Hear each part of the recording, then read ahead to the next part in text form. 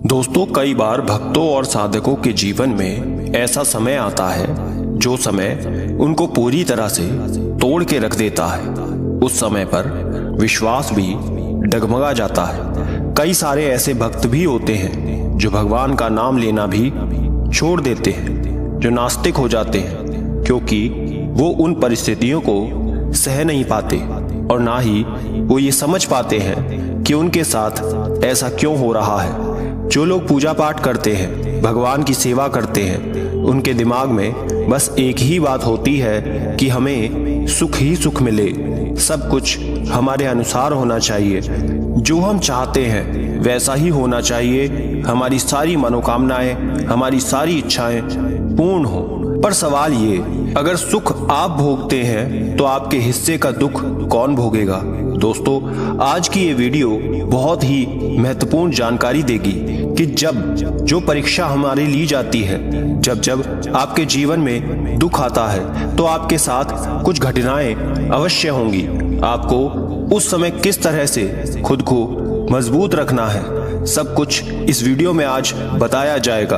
Video शुरू करने से पहले छोटी सी रिक्वेस्ट है, अगर आप चैनल पर पहली बार आए हैं तो चैनल को सब्सक्राइब कर लीजिए, रिश्तेदारों और दोस्तों के साथ शेयर जरूर करें, वीडियो को लाइक करके कमेंट में राधे राधे जरूर लिखें, जिससे हमें पता लग सके कि हमारी दी हुई जानकारी आपको अच्छी लगी है।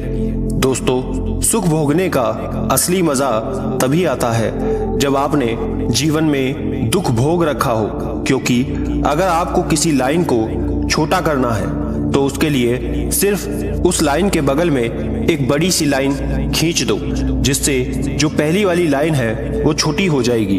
उसी प्रकार जब आपके जीवन में दुख आता है, परेशानी आती है, तभी आपको पता चलता है कि सुख की असली वैल्यू क्या है।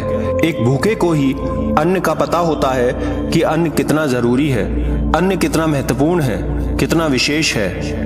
जिनके तन पर कपड़े नहीं होते वही कपड़ों की वैल्यू को जानते हैं, जिसके पास घर नहीं है वही घर की वैल्यू को जानता है। इसलिए जब दुख आपके जीवन में आता है तभी आपको सुख की असली वैल्यू और उसका अनुभव अच्छे से समझ आता है। वैसे तो इस दुनिया में कोई ऐसा व्यक्ति नहीं है जिसने सुख और दुख दोनों को प्राप्त ना किया हो।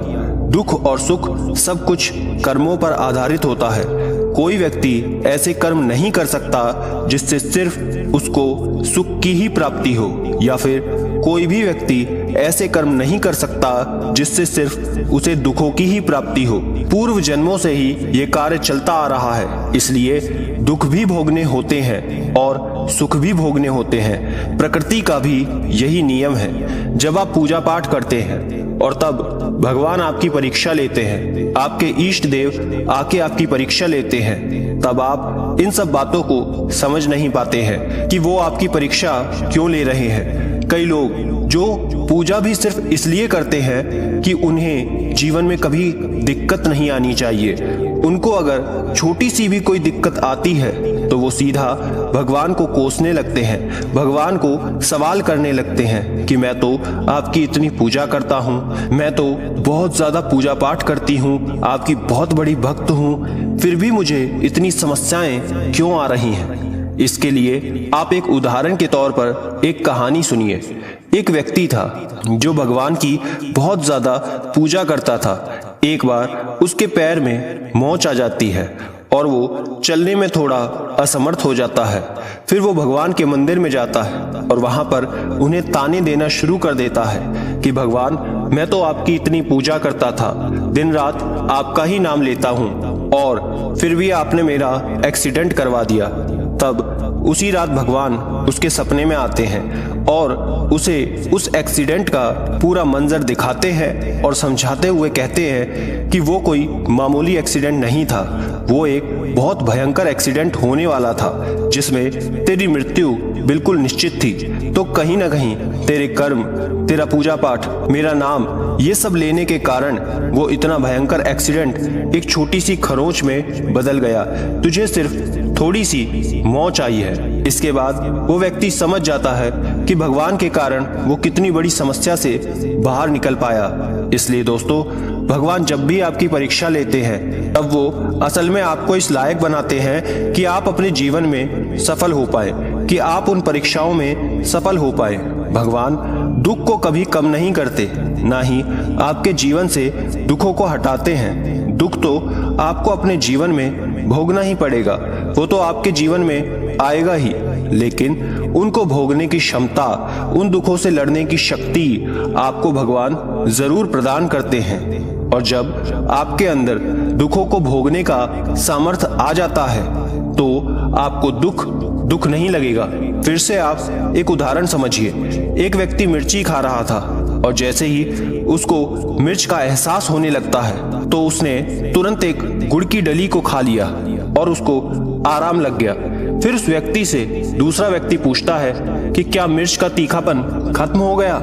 तब वो पहला व्यक्ति जवाब देता है, नहीं, बिल्कुल नहीं, मिर्च का तीखापन तो उतना ही है, लेकिन गुड़ ने मिर्च के तीखेपन को झेलने की शक्ति दे दी, जिससे मुझे बिल्कुल नहीं लगा कि मैंने मिर्च खाई है। भगवान आपके जीवन में जो भी रोल प्ले करते हैं, आपके जीवन में उनका जो कार्य होता है वो यही होता है कि वो आपको इतनी क्षमता प्रदान कर दे, इतनी शक्ति दे दे कि वो दुख आपको दुख ही ना लगे।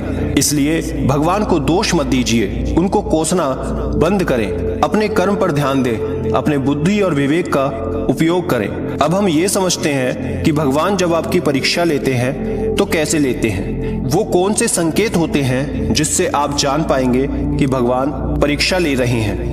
जब भगवान आपकी परीक्षा लेते हैं तो कई बार ऐसा होगा कि आप खाना खा रहे होंगे और दरवाजे पर आपके कोई अचानक से व्यक्ति आ जाएगा जो भूखा होगा, या फिर कोई मांगने वाला आ जाएगा, या फिर कोई जानवर जैसे कोई कुत्ता, कोई गाय आ जाएगा।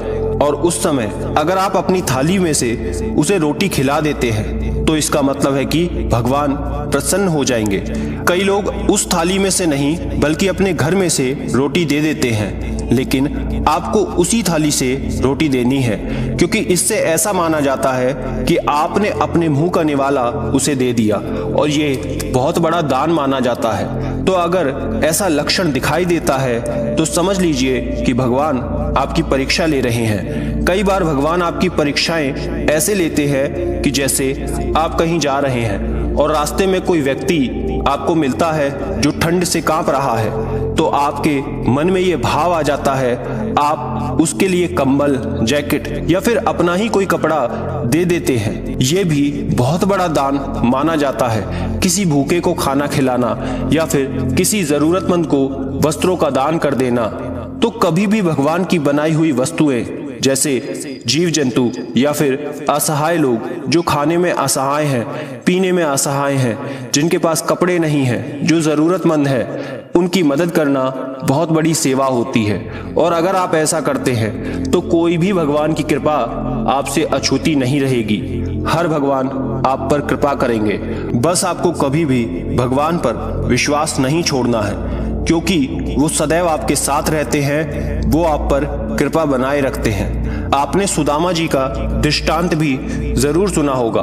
वो भगवान श्री कृष्ण जी के परम भक्त रहे और उनके सखा भी रहे। उनकी तो इतनी गरीबी थी कि उनके खुद के घर में 2 वक्त के लिए खाने के लिए भी नहीं था। और जब वो श्री कृष्ण जी के दरबार में जाते हैं तब लोग उन पर हंसते हैं कि द्वारकाधीश जी के सखा ये कैसे हो सकते हैं। और आप ये हमेशा देख भी सकते हैं कि सुदामा जी ने कभी भी भगवान का नाम लेना नहीं छोड़ा।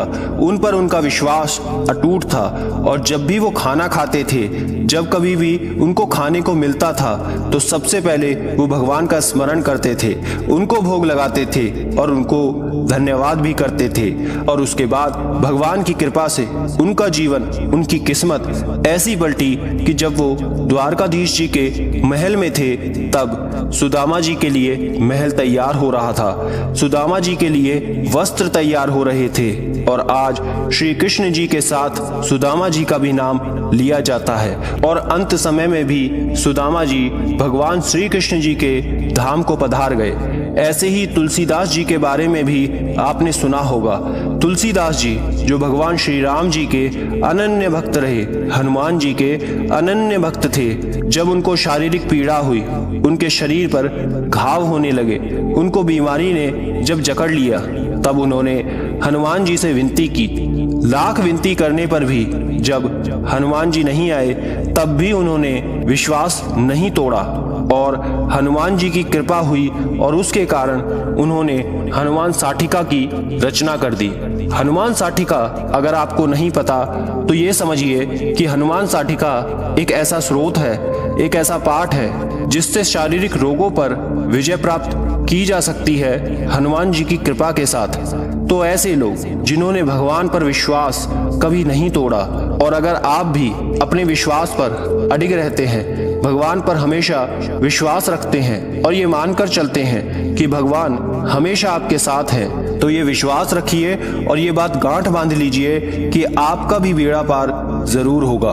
भगवान आपके भौतिक जीवन को तो सुखमय बनाएंगे ही, और साथ ही आध्यात्मिक जीवन को भी सुखमय बनाकर आपको स्वर्ग की प्राप्ति होगी।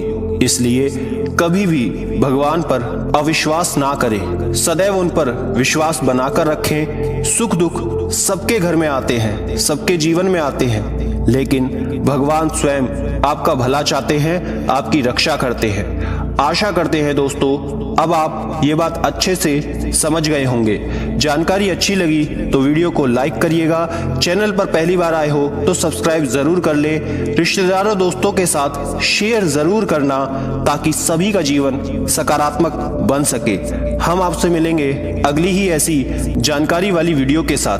तब तक के लिए राधे राधे।